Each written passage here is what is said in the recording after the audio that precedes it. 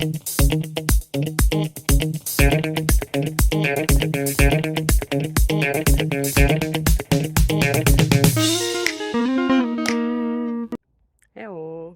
So today is sports day, so it's time to do something for us, for our body, and of course for our mind. So how about this next question?